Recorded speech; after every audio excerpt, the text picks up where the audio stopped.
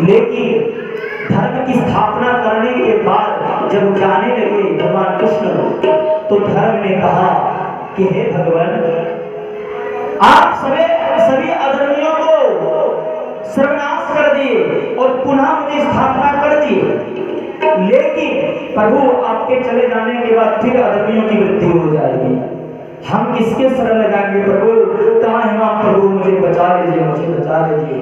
भगवान ने कहा हे धर्म, मैं कहीं नहीं जा रहा हूँ, यह 18वां पुराण जो है श्रीमद् भागवत, मैं इसमें प्रवेश कर रहा हूँ, विलीन हो जाऊंगा। एक ज्योति बने भगवान कृष्ण और इस श्रीमद् भागवत में प्रवेश कर गए। और जाते जाते भगवान कृष्ण कह गए कि श्रीमद् भागवताख्यो यम प्रत्यक्ष कृष्ण एवं। श्रीमद् भागवत जो है वह प्रत्यक्ष में, श्रीमद् भागवत जो है वह प्रत्यक्ष रूप में भगवान कृष्ण है। ये कोई पोथी नहीं है, कोई पुस्तक नहीं है। वेद व्यास जी ने मान लो कि ऋग्वेद को 3 खंड किए, ऋग्वेद, यजुर्वेद, सामवेद, अथर्ववेद। यजुर्वेद में 3 कांड, कर्म कांड, ज्ञान कांड, उपासना कांड। कर्म कांड में 80,000 मंत्र, जो उस कर्म कांड में सभी पूजा पाठ इत्यादि जग विवाह करवाते हैं। उपासना कांड 16,000 मंत्र, ज्ञान कांड 4,000 मंत्र, फिर सामवेद, सामवेद में संगीत, अथर्ववेद झाड़ फूक जो ओझा होते हैं, तांत्रिक होते हैं, उसमें होता है। 6 शास्त्र लिखे, 17 पुराण लिखे, फिर भी वेद व्यास जी को संतुष्टि नहीं हुई। 18वां पुराण नारद जी के 4 श्लोक देने पर नारायण भगवान ने 4 श्लोक दिया था ब्रह्मा जी को। ब्रह्मा जी ने, सूक्ष्म रूप में ले रहा हूं, ब्रह्मा जी ने दिया वही 4 श्लोक नारद जी को, नारद जी ने दिए वही 4 श्लोक वेद व्यास जी को, और वेद व्यास जी ने श्रीमद् भागवत 4 श्लोक को 18,000 श्लोक में गाए और गणेश जी ने इनको लिखा। ये भगवान नारायण ने ही दिया था 4 श्लोक, और भगवान कृष्ण इसका रूप है। श्रीमद् भागवताख्यो यम प्रत्यक्ष किसने? मेरे प्यारे सज्जनों, कल आप लोगों ने ये पुराणों की उत्पत्ति के बारे में कथा श्रवण किया, लेकिन यहाँ पे श्री शंकर ऋषियों ने सूत जी महाराज से पूछा, बेटे तो श्रीमद् भागवत की कथा नैमिषारण्य क्षेत्र में श्री सुखदेव जी राजा परीक्षित को श्रवण करा है, लेकिन शंकर ऋषियों ने पूछा श्री सूत जी महाराज से। सबसे पहले शंकर ऋषियों ने सूत जी महाराज को प्रणाम किया। सूत जी महाराज उठ करके खड़े हो गए और शंकर ऋषियों से कहा कि हे शंकर भगवान, आप उल्टी गंगा ना बहावें, मेरी उम्र 16 वर्ष की और आपकी उम्र इतनी लंबी है, इतनी आपकी उम्र हो गई है, जो आपके सामने कितने बार ब्रह्मा जी बदल गए, कितने बार इंद्र बदल गए, कितने बार ये एक युग नहीं 4 युग बदल गए, फिर भी आप जीवित हैं और आप हमें प्रणाम कर रहे हैं। मेरी उम्र 16 वर्ष, उल्टी गंगा ना बहाएं। ऋषियों ने उत्तर दिया, बोले हे सुखदेव भगते, हे सूत जी महाराज क्षमा करें, मैं इसका उत्तर देना चाहता हूँ। बोले क्या? धन वृद्धा, बल वृद्धा, आयु वृद्धा, तथैव च तेषवेति ज्ञान वृद्धा, किंकरा शिष्य किंकरा। कोई धन में बड़ा है, कोई धन में बड़ा है। सुबह का नाश्ता कोलकाता में, दोपहर का भोजन दिल्ली में और रात्रि का डिनर मुंबई में, कितना भी है। कोई धन में बड़ा है, धन वृद्धा, बल वृद्धा, कोई इतना पहलवान है जो अखाड़े में 10-10 लोगों को अकेले ढा देता है। धन वृद्धा, बल वृद्धा, आयु वृद्धा, तथैव च। कोई उम्र में बड़े हैं, लेकिन सबसे बड़े कौन हैं? आजकल यही लोगों के अंदर में प्रश्न चलता है कि हनुमान जी बड़े हैं, कि राम जी, कि भगवान विष्णु बड़े हैं, कि ब्रह्मा जी बड़े हैं, कि शंकर भगवान बड़े हैं, कि गणेश जी भगवान बड़े हैं। मैं सबसे पहले किसकी पूजा करूं, किसको नहीं करूं? यही प्रश्न आज के डेट में सभी के अंदर चलता है, लेकिन उस प्रश्न का इसी श्रीमद् भागवत में उत्तर है मेरे प्यारे सज्जनों। एक बार सभी को बोलना पड़ेगा, राधे राधे। धन वृद्धा, बल वृद्धा, आयु वृद्धा,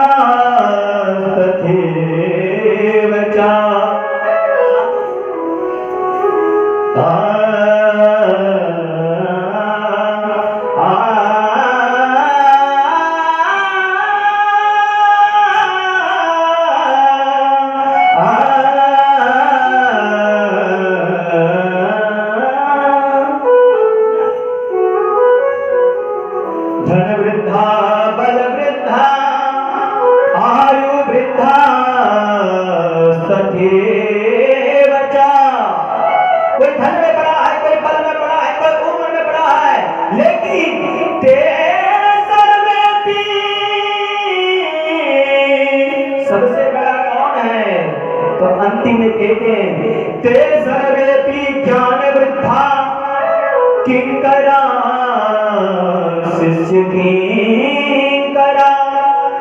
सबसे बड़ा वो है जिसके पास ज्ञान है, जो सब चीज में सामर्थ्यवान है, वही सबसे बड़ा है। या उम्र की वैल्यू नहीं है, ताकत की नहीं है, संपत्ति का नहीं है, सबसे बड़ा वही है, सबसे ज्यादा वही बड़ा है जिसके पास सरलता है, नम्रता है, विनय है, ज्ञान कुट कुट के भरा है, जो सभी में सामर्थ्यवान है, वही सबसे बड़ा है मेरे प्यारे सज्जनों। यहाँ पे सनकादिशियों ने शुभ जी को महाराज को प्रणाम किया और शुभ जी महाराज से प्रश्न किया कि हे भगवान, आपसे मैं यह जानना चाहता हूं कि ये जो श्रीमद् भागवत है, ये कौन कौन से पाप से बचा सकती है? कौन सा बड़ा अपराध अगर कोई किसी से गलती से हो जाए तो क्या उससे श्रीमद् भागवत हमें मुक्त कर सकती है? मेरे प्यारे सज्जनों, श्री सुखदेव जी ने उत्तर दिया, ये मानव पाप कृतस्तु सर्वदा सदा दुराचार रता विमार्गगा क्रोधाग्नि दग्धा कुटीराश्च कामिनः सप्तायकेन खलु पुनन्ति ते।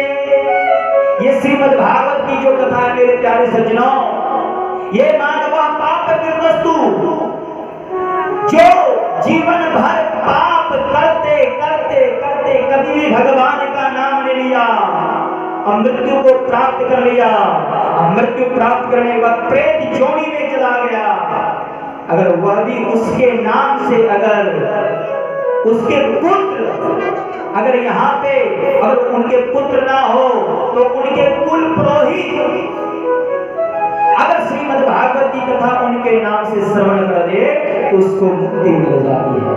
ये मानव पाप कृतस्तु सदा दुराचारात् विमार्गा, जो हमेशा कुमार्ग में चलता है, वह भी अगर गलती से इस पंडाल में बैठ जाए, व्यास जी की कथा पंडाल में बैठ जाए, तो वह भी पाप से मुक्त हो सकता है। क्रोधाग्नि, जो हमेशा क्रोध में जलता रहता है, जो हमेशा दुष्टों का संग करता है, वह भी आकर के जाने अनजाने में अगर श्रीमद् भागवत का एक भी श्लोक श्रवण कर लेगा तो उसका जन्म जन्मांतर का पाप नष्ट हो जाएगा। ये मानव पाप कृतस्तु सदा दुराचार विमार का क्रोधाग्नि दग्धा कुटिलाश्च कामिना, जो कुटिल स्वभाव का हो, जो कामिना हो, जो कामी पुरुष हो, वह भी अगर सप्ताह यज्ञेन खलु पुनन्ति ते, अगर श्रीमद् भागवत की सप्ताह ज्ञान यज्ञ हो रहा है, उसमें आकर के अगर 2 मिनट भी बैठ जाए और ध्यान से अगर श्रीमद् भागवत का श्लोक श्रवण कर ले। मेरे प्यारे सज्जनों, मैंने कल निवेदन किया था कि श्रीमद् भागवत का श्लोक अगर व्यासपीठ से अगर बोला जाता है तो कथा पर तो ध्यान देना ही है, लेकिन श्लोक को भी एक अक्षर ध्यान देना है। क्यों? क्योंकि दूध तो हम पी ही रहे हैं, लेकिन उसके साथ साथ में अगर माखन भी मिल जाए तो और अच्छी बात है ना, और अच्छी बात है ना। इसी भागवत में द्वितीय खंड में एकादश स्कंद में तृतीय अध्याय 28वां श्लोक में वेद व्यास जी गाते हैं और गणेश जी लिखते हैं, सुखदेव जी सुनाते हैं क्या?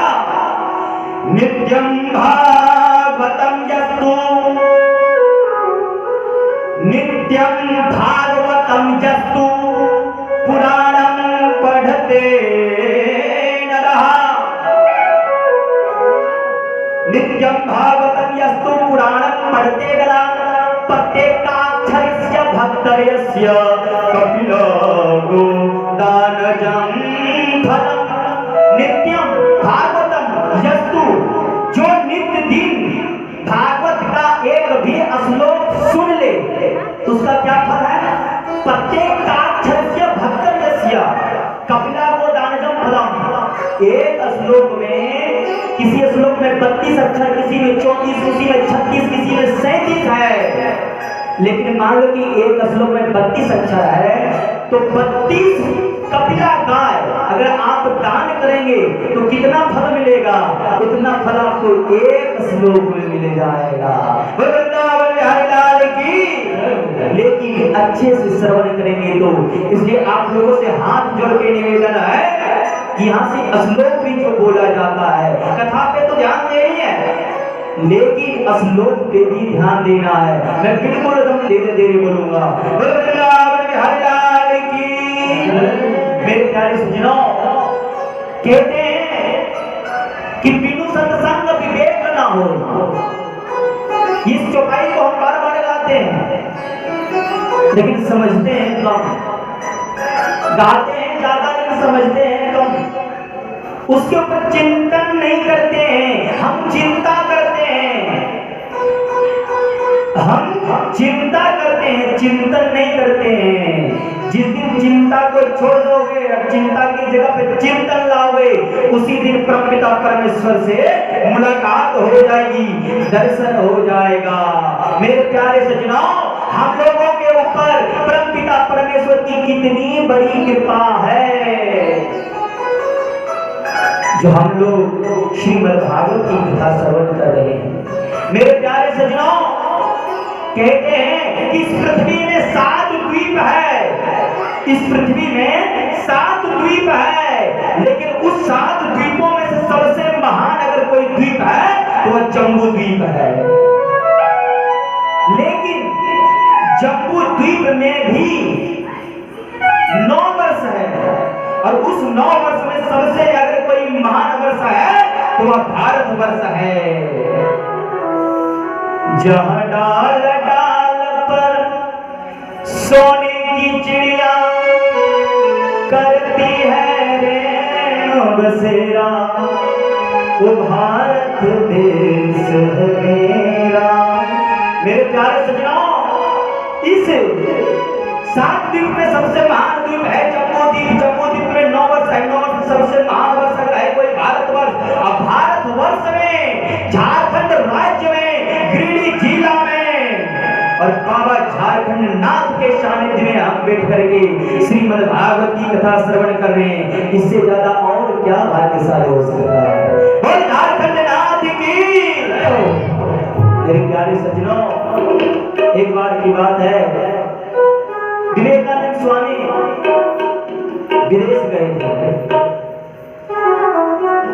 और जब वहां पे विवेकानंद स्वामी जब विदेश गए तो किसी विदेशी ने पूछा कि हे स्वामी जी, हे विवेकानंद जी, हमारे यहाँ पे कोई भी व्यक्ति आता है तो रानी से तुरंत हाथ मिला लेता है। यहाँ की जो रानी होती हैं, स्त्रियां जो होती हैं, उनसे तुरंत हाथ मिला सकता है। लेकिन आपके देश में अगर जाते हैं तो वहां पे हाथ जोड़ा जाता है, हाथ मिलाया नहीं जाता है।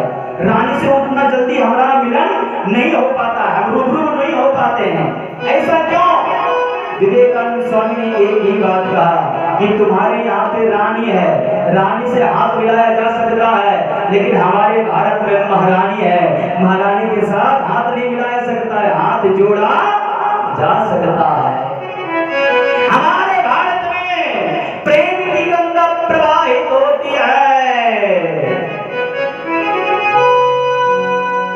विवेकानंद स्वामी ने कहा कि एक बार हमारे देश आकर के देखो कितना प्रेम है हमारे यहाँ पे। मेरे प्यारे सज्जनों, विवेकानंद स्वामी ने कहा हमारे यहाँ जो जीव जंतु है, जानवर हैं, वह भी प्रेम करना जानते हैं।